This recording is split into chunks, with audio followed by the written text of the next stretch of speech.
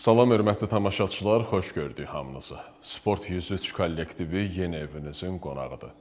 Biz bugün siqaret tüstüsünün zərərlərindən və bu zərərli vərdişdən uzaq dayanmağın yollarından danışacağıq. Siqaret, ağciyər xərçəngi başda olmaq üzrə nəfəs yollarından xroniki xəstəlikləri, ürək-damar xəstəlikləri, düz bağırsaq, uşaqlıq, böyrək, mədaltı vəzi, öd kisəsi, qida borusu, qırtlaq, ağız boşluğu, udlaq və mədə xərçəngi xəstəliklərinin əmələ gəlmə riskini artırır. Həmçinin kişilərdə də gücsüzlük, iflic, xora, sonsuzluq və başqa xəstəliklərə səbəb olur.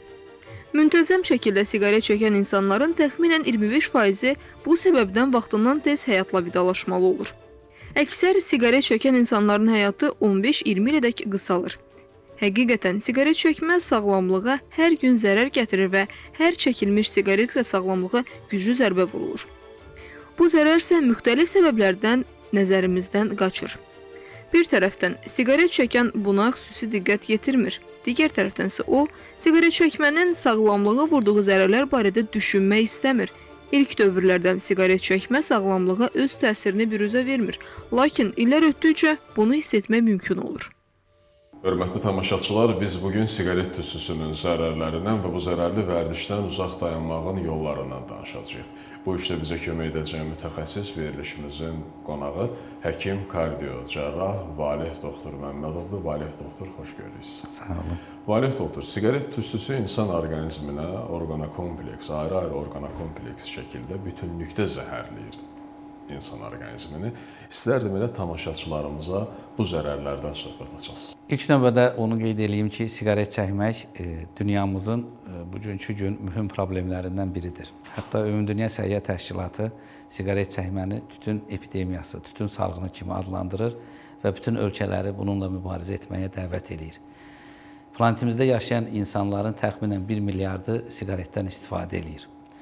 Dünya üzrə orta yaşlı kişilərin 40%, qadınların 10% tütün istifadəçisidir. Bizə yaxın olan qonşularımızı müqayisə eləsək, təxminən Türkiyədə əhalinin 28,4% siqaret istifadəçisidir. Avropada bu rəqəm 24,4 kimidir. Ümumdünya Səhiyyə Təşkilatının tövsiyəsinə görə siqaret çəkməyən ölkə sayılmaq istəyiriksə, bu rəqəm 5 və ona yaxın olmalıdır, 5% olmalıdır. Sadəcə olaraq hələlik ki, bir ölkə 5,6%-dən, o da İsveçdir, bu rəqəmə nisbətən yaxınlaşıb. Ümumiyyətlə, dünyada təxminən 8 milyon insan siqaretin fəsadlarından dünyasını dəyişir. Və bunun da 900 min, 1 milyona yaxını birbaşa siqaret çəkənlər olmasalar da pasiv siqaret çəkənlərdir. Və ona görə mən siqaret çəkmirəm, mənə bir ziyanı yoxdur prinsipi deyil. Hər kəsə bu cəmiyyətimizin hər bir üzvünə siqaret çəkmək bu və ya digər dərəcədə təsir eləmiş olur. Valeh doktor, ikincili tütün çəkmə, yəni pasiv tütün çəkmə, tütün tüstüsünə məruz qalmadan savayı, hətta üçüncülü tütün çəkmə də var. Hansı ki, bir otaqda siqaret çəkilir, onun tüstüsü hər hansısa bir əşyanın üzərinə hopursa, o otağa daxil olan digər tütün çəkməyən birinə də o ziyan vermiş olur. Yəni, bildiyiniz tütün tüstüsünün təkcə pasiv çəkmə deyil, yəni pasiv tütün çəkmə, üçüncülü tütün çəkmə variantı da var ki, hansı ki, bir sözdən elə bil tütün tüstüsü bütünlükdə insan orqanizminə, ümumiyyətlə ətraf mühitə belə zərərdir. Elə ikincili tütün çəkmə demişkən, onlar arasında tütün tüstüsünə məruz qalanlar arasında hamilə qadınlar, az yaşlı uşaqlar da ola bilir. Onların da orqanizminə nə kimi zərəri var bunun? Tamamilə doğrudur. Yəni, qeyd edeyim ki, siqaretdə yanarkən bizim bildiyimiz sadəcə olaraq nikotin və qətran deyil zərərli maddələr. Təxminən 4000-dən artıq komponent buraxılır və o 4000 komponentin böyük əksəriyyəti zərərdir. Və onların ətraf mühitdə parçalanmağı, nə zamana parçalanmağı da hətta çox hissəsinin ki, tam məlum deyil. Siz dediyiniz kimi, qapalı mühitdə, qapalı otaqlarda bu uzun müddət qalıb, heç siqaret çəkməyən insanlara da ciddi şəkildə, pasiv şəkildə zərər verə bilər. Əlbəttə ki, hamilə xanımlar bu zərərdən ilk öndə gedənlərdəndir. Bunlar da ilk növbədə, belə deyək, normal doğuşların olmaması, erkən doğuşların olması, dölün yəni fetalın, dölün tam inkişaf etməməsi, çəkisinin tam formalaşmamasına qədər tutmuş, tam ciddi xromosom dəyişikliklərinə qədər gətirib çıxarda bilir. Hətta siqaret çəkən hamilə xanımlarda dölü bəsləyən ciftin damarlarının ciddi daralması baş verir. Bu da dölün daimi hipoksiyasına və inkişafına ciddi mənfi təsirlər göstərmiş olur və mütləq şəkildə hədəflərdən biri hamilə olan xanımların qətiyyən siqaret çəkməməsi, qətiyyən pasiv siqaret çəkməklə də əlaqədə olmamasıdır. Bu da ilk növbədə onun ailəsinin, onun ətraflarının üzərinə düşən bir məsuliyyətdir.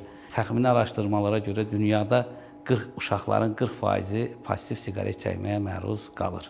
Yəni bu da ilk növbədə böyüklərin, onların valideynlərinin bir günahıdır. Bununla da əlbəttə ki, mütləq şəkildə mübarizə aparmaq lazımdır. 2005-ci ildə Ümumdünya Səhiyyə Təşkilatının siqaret çəkməklə mübarizə konvensiyalarına bizim ölkəmizdə qoşulmuşdur. 2017-ci ildən ciddi buna qarşı tədbirlər görülməyə başlanılmışdır və hətta cərimələr və eyni zamanda qapalı sahələrdə, ictimai yerlərdə siqaretin çəkilməsi qəti şəkildə qadağan olunmuşdur və bu da dünyada və eyni zamanda ölkəmizdə də öz faydasını verməkdədir. Valeh doktor, bu qədər zərəri, yəni siqaretin, tütün məmulatlarının zərəri barəsində bu qədər verilişlər var. Sosial şəbəkələrdə paylaşımlar olur. İstər Daxili İşlər Nazirliyi orqanları, istərsə də Səhiyyə Nazirliyi orqanları da bu qədər mübarizə aparır. Amma insan yenə də siqaret çəkir. Bir insan niyə siqaret çəkir sizcə? Yəni, siqaret çəkmənin mexanizmini araşdırsaq, yəni burada ilk növbədə bir neyrohumoral asılılıqdan gedir söhbət və maraqlı bir hal odur ki, bu araşdırmalar nəticəsində məlum olunmuşdur ki, insan bir siqaret çəkdikdən sonra gün ərzində növbəti siqareti fizioloji olaraq ehtiyac yalnız 3 saatdan sonra yaranır. Həmin müddətə qədər arada çəkilən siqaretlər isə bu artıqdan gərəksiz yerə çəkilmiş siqaretlərdir. 3 saatlıq intervalı nəzərə alsaq belə, yəni 24 saat ərzində 8 ədəd siqaret çəkmək ən ciddi siqaret çəkən adama belə kifayət etmiş ola bilər və bu da bunun sağlamlığını çox ciddi şəkildə irəliləyişinə nədən ola bilər. Bunun yatmaq hissəsində nəzərə alsaq, yəni 6 ədəddən də belə kifayətlənmək olar. Lakin bizim dediyimiz kimi, burada psixikanın, belə deyək, bundan asılı olmağı, hətta insanların 3 və 4 paçka, yəni gün ərzində 60-80 ədəd siqaret çəkməyinə gətirib çıxardır. Bunların hamısı təbii ki, bir sistemdən əlaqədar deyil. Siqaret ümumiyyətlə bir çox sistemlərə təsir göstərir. Ağciyər, tənəffüs sistemimiz başda olmaqla qırtlaq problemlərinə, ağciyər xərçənginə və hətta çox düşünmədiyimiz prostat vəzi xərçənginin də böyük əksəriyyəti 98% siqaret çəkənlərdən səbəbindəndir. Və bunların da belə deyək, birbaşa təması olmasa da bunlar bu sistemlərin başında, zərər görən sistemlərin başında duran sistemlərdən biri də ürək-damar sistemidir. Ürək-damar sistemi bizim bədənimizi oksigen və digər məhsullarla təmin elədiyi üçün bunun zədələnməsi bizim orqanımızın, bədənimizin bütün orqanlarına təsir etmiş olur. Siqaretin tərkibində asıllıq yaradan əsas maddə nikotindir. Nikotin beyində dopamin ifrazını artırır. Dopamin insanda məmnunluq və rahatlıq hissi yaradır. Bu təsir nəticəsində siqaret çəkən şəxs siqaretin ona müsbət təsir etdiyini düşünür və bu davranışı təkrarlamaq istəyir. Uzunmüddətli istifadə zamanı isə orqanizm nikotinə öyrəşir və onun dozasını artırmaq istəyir. Nikotindən asıllıq yalnız psixoloji deyil, həm də fiziki səviyyədə baş verir. Siqareti dayandıran insanlar tez-tez narahatlıq, əsəbilik, diqqət çatışmazlığı, yuxusuzluq və iştahın azalması kimi simptomlarla qarşılaşırlar. Bu simptomlar siqaret çəkənlərin yenidən siqaretə qayıtmasına səbəb ola bilir. Siqaret asıllığında psixoloji faktorların rolu əhəmiyyətlidir. Bir çox insan stresli, narahat və ya sıxıntılı vəziyyətlərdə siqaretə müraciət edir. Siqaret çəkmək qısa müddətli rahatlıq hissi yaratsa da bu davranış uzun müddətli asılılığa gətirib çıxarır. Eyni zamanda siqaretin gündəlik həyatın bir hissəsinə çevrilməsi bu asılılığı daha da gücləndirir. Siqareti tərk etmək çətin olsa da bu proses mümkündür. Bunun üçün motivasiya, tibbi dəstək, alternativ müalicə üsulları və sosial dəstək vacibdir. Sağlam həyat tərzi seçərək siqaret asıllığını aradan qaldırmaq həm fiziki, həm də psixoloji sağlamlığınızı yaxşılaşdıracaq. Bir kardiocərrah olaraq ürək qan damar sistemində siqaret tüstüsünün nələrə səbəb olur, tamaşaçılarımıza məlumat verərdiniz? Yəni qısa desək, siqaretdən ölümlərin 50% ürək damar sistemi ilə əlaqədardır. Yerdə qalan digər 50% isə digər sistemlərin, tənəffüs sisteminin, sidik cinsiyyət sisteminin payına düşmüş olur. Ürək damar sisteminin xəstəliklərinin yaranmasında ən başda gedən bugünkü gün ölümdə ən birinci yerdə duran ürəyin işemik xəstəliyində 4 böyük faktordan biri siqaretdir. Yəni siqaretin çəkilməsi nəticəsində bizim ürəyimizin işemik xəstəliyi yaradan ateroskleroz prosesi ciddi şəkildə sürətlənməyə başlayır. Bunun səbəblərini, bunun nəticələrindən biri olan stenokardiya tutmaları siqaret çəkənlərdə 3 dəfə daha artıqdır. Nəinki siqaret çəkməyib ürəyin işemik xəstəliyi olan insanlarda. Yəni daha qeyri-stabil şəkildə seyr eləyir. Və bu tutmaların müddəti hətta 12 dəfə zaman arasında götürsək, 12 dəfə siqaret çəkməyənlərdən daha çoxdur. Və bu qədər bu tutmanın uzaması son nəticə olaraq miokard infarktına, ürək çatışmazlığına gətirib çıxardır. Digər bir problemlərdən biri siqaret çəkmə arterial hipertenziyaya, yəni hipertoniya xəstəliyinin erkən yaşda yaranmasına və daha sürətli irəliləməsinə və bu şəkildə ürək damar sistemimizin damarlarının zədələnməsinə gətirib çıxardır. Bunun da ilk növbədə səbəbi odur ki, siqaret çəkən insanların damarlarının elastikliyini daha erkən itirmiş olur. Bundan əlaqədar olaraq dəyişən qan miqdarına damarlarımız adaptasiya eləyə bilmir.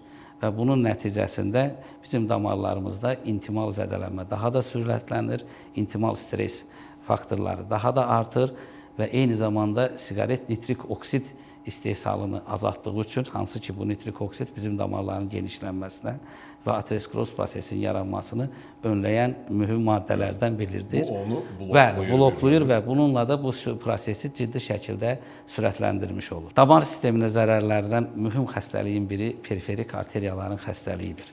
Bu xəstəliyin qorxunc tərəfi ondan ibarətdir ki, xüsusən aşağı ətrafların nekrozu, qangrenası, amputasiyasına qədər gətirib çıxarda bilir. Bu obliterasiya edici endarterit. Bəli, bu obliterasiya edici endarterit, periferik arteriyaların xəstəliyi, təxminən bu xəstələrin 75% siqaret çəkəndir. Bu kifayət qədər ciddi, yüksək bir rəqəmdir. Yəni biz siqaret çəkməsək 4də 3 qədər özümüzü qorumuş ola bilərik bu xəstəlikdən və bu xəstəliyin cəmiyyət üçün problemli tərəfi odur ki, bu insanlar amputasiya olduqdan sonra ciddi şəkildə həyat fəaliyyətləri düşür aşağı, əmək qabiliyyəti düşür aşağı və bununla da nəinki özlərinə, ətrafındakılara da ciddi problemlər yaratmış olurlar. Belə deyək, həyat sevgisi daha da azalmış bir insanlar qrupu formalaşmış olur, depressiyaya qapılmış bir insanlar qrupu formalaşmış olur ki, bu da cəmiyyətin və onun ətrafında olan insanların erkən yorulmasına gətirib çıxara bilir. Belə bir təxmini araşdırmalara görə siqaret çəkmək əmək qabiliyyətini 15-19 il aşağı salır. Yəni peşədən asılı olmayaraq. Təxminən bir siqaret çəkməklə 15-17 il ömrümüzü qısaltmış oluruq. Və bunların da birinci səbəbi ürək damar sisteminə göstərdiyi zərərlərlə əlaqədardır. Bir növ əlilliyə aparır bir insanı. Bəli. Tamam. Valid doktor, məsələn, bayaq elə ayaqlarla bağlı bu ayaq aşağı ətraf arteriyalarında baş verən dəyişikliklərin başlıca səbəbi siqaret çəkmədir. Hansı ki, o siqaret çəkməklə bağlı 15 il, 20 il siqaret çəkmə stajına malik biri ayağında nə kimi dəyişikliklər gördükdə artıq bilməlidir ki, həyəcan təbili çalınmalıdır, bu müraciət eləməlidir peşəkar mütəxəssisə, həkimə. Bu xəstələrdə yerimə məsafəsinin azalması qeyd olunur. Xəstələr bəlli bir məsafədən sonra, hansı ki, daha əvvəllər həmin məsafəni rahat qət edə bilirdilər, məsafədən sonra ağrıdan, xüsusən baldırlarda və budda olan ağrılardan səbəbilə dayanmaq məcburiyyətində qalırlar. Təxminən 1-2 dəqiqəlik fasilədən sonra təkrar yeriməyə davam edirlər. İlk növbədə belə bir hallar və əvvəlki yürüyüş məsafəsini gedə bilməməklərini bildirdikdə mütləq şəkildə həkimə müraciət etməlidirlər. Bəli, çox sadə bir Doppler müayinəsindən bu xəstəliyin hansı mərhələdə olduğunu, qanlanmanın hansı mərhələdə olduğunu Bunları aşkar eləmək olur və vaxtında erkən müdaxilə eləmək olur. Hətta ilk seçənək dava dərman müalicəsindən belə hər hansı bir invaziv müdaxilə aparılmadan xəstələrin həyat keyfiyyəti çox ciddi şəkildə yaxşılaşdırıla bilir. Yəni bu Dopplerlə stenookluziyalarda Bəli. Bunlar erkən aşkarlanır, gərəkirsə bunlara kontrastlı tomoqrafiya və yaxud periferik angiografiya aparılaraq uyğun şəkildə və ya invaziv və yaxud açıq üsulla əməliyyat olunaraq damarların bərpası icra edilir. Amma kifayət qədər uzamış, gecikmiş xəstələrdə bunları etmək çox çətinləşir və aparılan bütün tədbirlərə baxmayaraq nəticədə ayağın itirilməsinə qədər gətirib çıxarda bilir. Bəs ürəklə bağlı nə kimi şikayəti olanda artıq bilməlidir ki, kardioloqa müraciət etməyə, kardioloqa və ya kardiocərraha müraciət etməlidir ki, hansı şikayətləri özündə görəndə siqaret İlk növbədə ürəyin işemik xəstəliyini yarada bilən problemlərdən biri siqaret olduğuna görə bu xəstələrdə ümumi stenokardiya, yəni anjinal ağrıların olması, yəni belə desək, döş sümüyünün arxasında, döş sümüyünün ətrafında yanğıların, sancı şəkilli ağrıların olması ilk həyəcan siqnalıdır. Adətən bu ağrılar ilk başlarda çox qısa müddətli olur və belə deyək, fiziki efora, fiziki yüklənməyə ilə əlaqədar olur. Çox zaman xəstələr buna diqqət eləmir ki, dayandım, keçdi. Amma bir müddət sonra həmin artıq o tutmalar, stenokardiya tutmaları, o döş sümüyünün arxasında olan ağrılar kürəyə vurmağa başlayır, sol qola iradiasiya eləyə bilir, sağ qola iradiasiya elə bilir, çənə nahiyəsinə iradiasiya elə bilir. Bəzən hətta atipik formada qarnın üst mərtəbələrinə qədər iradiasiya eləyə bilir və xəstələrdə yanlış olaraq mədə ağrısı və ya bağırsaq ağrısı kimi təzahürlər verə bilir. Belə hallar olduqda təbii ki, ilk növbədə mütləq şəkildə ürək həkiminə, kardioloqa müraciət eləmək lazımdır və sadə elektrokardioqramma, exo, stres testlə, qaçış testi müayinələrindən problemin olub-olmadığını aşkarlamaq mümkündür. Problem təbii ki, daha erkən zamanda aşkarlanarsa, uzun illər dava dərman müalicəsindən bu problemləri aradan qaldırmaq olur. Bax, bu elə müalicəyə toxunmuşkən nə kimi tədbirlər görülür? Sırf ürək qan damar sistemi ilə bağlı siqaretin yaratdığı dəyişikliklərdir. İlk növbədə siqaretin yaratdığı dəyişiklikləri aradan qaldırmaq üçün birinci növbədə siqaretin özünü tərk etmək lazımdır. Bunun üçün mütləq şəkildə o qeyd etdiyimiz profilaktik tədbirlər aparılmalıdır, söhbətləşmələr aparılmalıdır və siqaret buraxma poliklinikləri bəzi xəstəxanalarda da var artıq yaradılmalıdır və siqareti tərk etmək istəyən insana mütləq şəkildə bir həm psixoloji, həm kardioloji, həm də yeri gəlsə nevroloji bir dəstək göstərmək lazımdır ki, bundan çox qısa zamanda qurtulmuş olsun. Avropada, İtaliyada aparılmış bir araşdırma nəticəsində onlar da bu Ümumdünya Səhiyyə Təşkilatının konvensiyalarına qoşulub və qapalı mühitdə, ictimai yerlərdə siqaret çəkməni qadağan etdikdən sonra ilk bir il ərzində kəskin koroner sindromla, yəni bizim infarkt, buraxmayan stenokardiya, qeyri-istilahi stenokardiya tutmalarla xəstəxanaya müraciətlərin 11,2% azalmışdır. Bu kifayət qədər yüksək bir rəqəmdir. İlk növbədə burada ən faydalı şey siqareti tərk etmək lazımdır. Təbii ki, bununla paralel həkimə müraciət edərkən digər risk faktorları, şəkər, yüksək xolesterin bunlar yoxlanılır. Buna uyğun olaraq qan duruldurucu və statin terapiyası aparılır. İstənilən zərərli vərdişdən uzaq dayanmaq üçün hər hansısa alternativ, daha xeyirli bir işlə məşğul olmaq lazımdır. Elə verilişimiz yekunlaşır. İstərdim bizi izləyən tamaşaçılara, hansı ki, onlar arasında zərərli vərdişlə məşğul olanlar da var, onların ətrafı, doğmaları, qohumları da var. Onlara tövsiyələriniz nə olardı? İlk növbədə onu tövsiyə eləyərdim ki, heç bir şey gec deyil və siqareti mən çəkdimsə, artıq bu problem məndə var, mən bundan qurtula bilmərəm, belə deyil. Siqareti tərk etdiyimiz andan etibarən ilk saatlardan belə bədəndə ciddi şəkildə dəyişikliklər baş verir. Bizim hematokrit dəyərimiz təxminən 8 həftəyə normal insanlarınkına dönür. Qanımızın özlülüyü 2 həftəyə normal şəkildə düzəlir. Yəni, el arasında deyək, qan laxtadır, qatıdır. Bu problemlər 8 həftəyə aradan qalxır. Bizim ağciyərimiz təxmini 1 il ərzində yüngül və orta dərəcəli xroniki obstruktiv bronxitimiz varsa, bunlardan qurtulmuş oluruq. Ciddi şəkildə sonsuzluq problemlərinin başında duran səbəblərdən biri də siqaret çəkməkdir. Və siqareti tərcih etməklə bu problemlər üzləşən gənclər çox erkən fayda görə bilir, çox erkən sağalma əldə edə bilirlər. Digər bir, siz yaxşı vurğuladınız ki, bəs siqareti tərcih etdim, mən nə edim? Alternativ, təbii ki, digər əyləncə deyək, digər bir müəssisələrlə müraciət etmək, idmanla məşğul olmaq, xüsusən təbiət gəzintiləri, piyada gəzintiləri, bunlarla məşğul olmaq həmin insanları bu zərərli vərdişlərdən ciddi şəkildə uzaqlaşdırır. Valeh doktor, ətraflı məlumat üçün və təklifimizi qəbul etdiyiniz üçün sizə minnətdarıq. Çox sağ olun, mən təşəkkür edirəm. Hörmətli tamaşaçılar, bizə ayrılan zaman başa çatdı. Sport 103-ü izləməyə davam edin. Davam edin ki, 103-ə zəng eləməyə ehtiyac qalmasın. Gələn görüşədək hələlik.